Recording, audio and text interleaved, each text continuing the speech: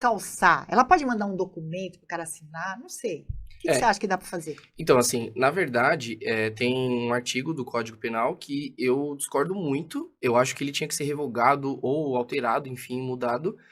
E ninguém fala muito sobre isso, né? Só para dar um panorama geral Claro, aqui. claro. O Código Penal, ele é uma norma, ele é um decreto, né? Muito antigo. Ele é de 1940 Sim. e assim, na verdade, o direito, ele é como se fosse assim, o direito, estão falando assim, leis, normas, jurisprudência, ele é como se fosse uma fotografia de um determinado momento da sociedade.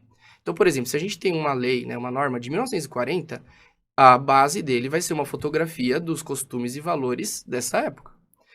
Se a gente faz uma norma hoje, 2022, ano que vem já vai ter mudado a sociedade, a cultura, os Sim, costumes. sim. Então, algumas coisas ali vão ficar defasadas. Assim, o direito, na verdade, ele tem a característica de sempre estar defasado e atrasado com relação à sociedade.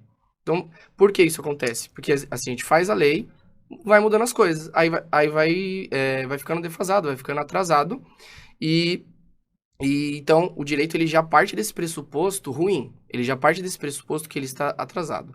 E aí, Você pode criar uma jurisprudência para é, mudar?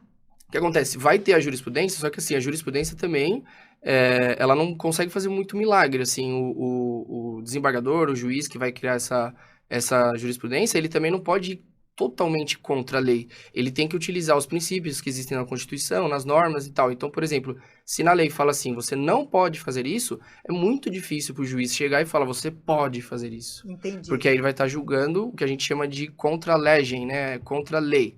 Então, Tá. o juiz, ele não... Ele tá...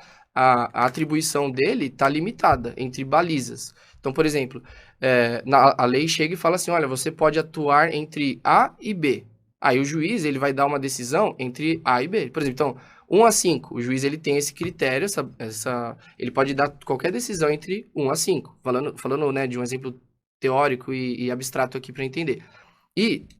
Mas voltando, falando, tem um artigo específico no Código Penal que ele isenta de pena a pessoa que comete um crime patrimonial contra o cônjuge. Então, assim, isso é uma coisa, assim, absurda, na minha opinião, tá? Então, por exemplo, se eu cometo... Vai, a gente é casado. Eu cometo um estelionato contra você. Eu não tenho pena. Porque é casado? É isso aí. Entendeu? Nossa. É claro que assim, tem briga na jurisprudência, claro que se isso acontecesse de verdade, a gente ia utilizar a Lei Maria da Penha para te defender e tudo mais, para acusar, mas assim, é uma coisa que essa norma ainda está lá, é o artigo 181 do Código Penal, para ficar para fins de gravação aqui, né?